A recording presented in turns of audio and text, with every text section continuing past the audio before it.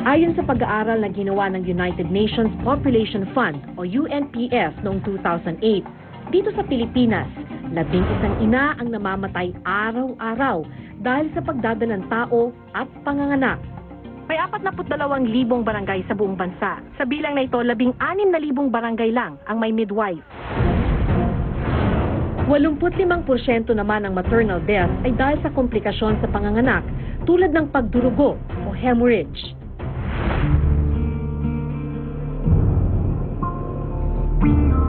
Ganito ang nangyari sa asawa ni Rick. 2 taon na ang nakararaan nang maulila sa ina ang 4 nilang anak. Dahil sa kalayuan nila mula sa ospital, hilot ang nagpaanak sa asawa ni Rick. Yung inuna nang nahirapan siya, pinipilit kung anong ginawa sa kanya, pinahawakan ng buti ang kamay, pinahawak ng asin, hanggang sa ginamitan ng mga kalamansi. Nung tumagal na ng 1 hours na hindi nakakalabas yung inunan, nung makita ko yung dugo na umaagos sa banig, medyo kinakabahan ako pero pinapalakas ko yung loob niya pero kinakabahan na ako nung sinugod na nila sa ospital. Pagdating ko naman doon yun, salubong sa akin ng biyanan ko na wala na. Taong 2000 ang lumagdang Pilipinas kasamang ibang bansa sa Millennium Development Goals ng United Nations. Naglalayo nitong itaas ang antas ng pamumuhay ng mga tao sa iba't ibang aspeto. Kabilang sa 8 Millennium Development Goals ang pagbabawas ng bilang ng maternal death o kamatayan ng ina sa pagbubuntis at panganganak at infant mortality o kamatayan ng sanggol na ipinagbubuntis o ipinanganganak. Dito sa Pilipinas, itinakdang maibaba ang bilang ng infant mortality rate sa 19 sa 2015 mula 57 noong 1990. Ang target naman sa maternal mortality rate ay maibaba mula sa mahigit 200 noong 1993 sa bilang na 52 sa 2015. Pero ayon sa Save the Children Foundation, grupong nagsusulong sa kapakanan ng mga ina at anak, may posibilidad mang maabot ang target para sa infant mortality, tila malayo namang maabot ang target para sa maternal death.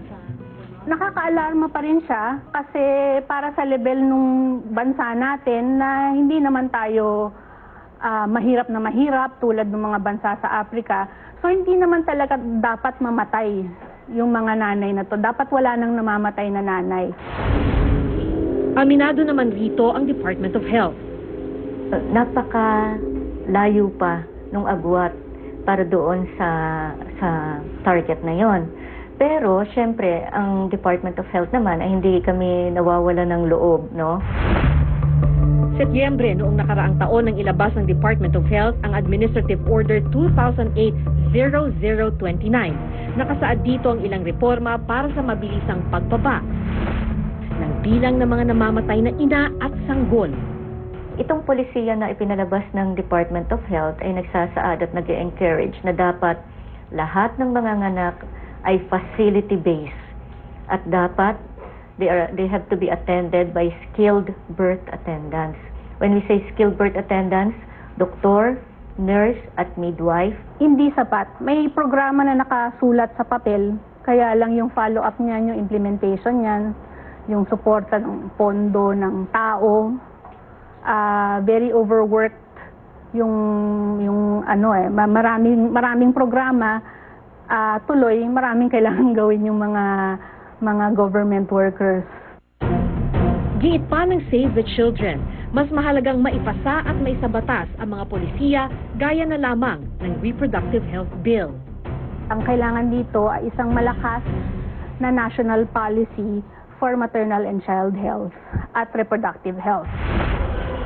Kabilang kasi sa programa ng Reproductive Health Bill ang pagkakaroon ng prenatal at postnatal care sa mga nagdadalang tao sa lahat ng lugar sa bansa. Kailangan rin daw ng dagdag na pondo para sa mga programa. Sa kabuuang budget ng bansa ngayong 2009 na 1.4 trillion pesos, halos 7% lang dito ang nakalaan para sa kalusugan ng bansa. Tumaas man ito ng halos 37% mula sa nakaraang taon. Di hamak na maliit pa rin ito kung ikukumpara sa pondong nakalaan sa pagbabayad ng utang ng bansa. At kung susuriin, mahigit 300 piso lang ang inilalaan ng gobyerno sa bawat Pilipino para sa kanilang kalusugan. Sa programa ng gobyerno, unang-una, kulang ang investment o ang pondo para mapangalagaan yung mga nanay. So yung mga pasilidad natin, kulang ng mga, kung meron ng pasilidad, kulang ng equipment, kulang ng dugo, kulang ng tao na magbabantay. Gayunman, patuloy pa rin daw ang kampanya ng pamahalaan upang tuluyang mabawasan ang bilang ng namamatay na ina at sanggol. With all these strategies in place and with all the investments and partnerships that strong partnerships that the Department of Health is receiving, ang tingin ko mapababa man lang natin ng less than 100 yung ating maternal deaths by 2015, masaya na kami kahit hindi natin ma-reach yung 50. Si Manny pinipilit ibangon ang sarili sa kabila ng masakit na karanasan. Habang si Melanie patuloy na nag-aasam na maabutan ng serbisyong tila mailap pa rin sa kanilang pamayanan. Hanggang kailan kaya sila magiging bahagi ng estadistika? Ako si Maki Pulido at ito ang nakatala sa aking Reporter's Notebook.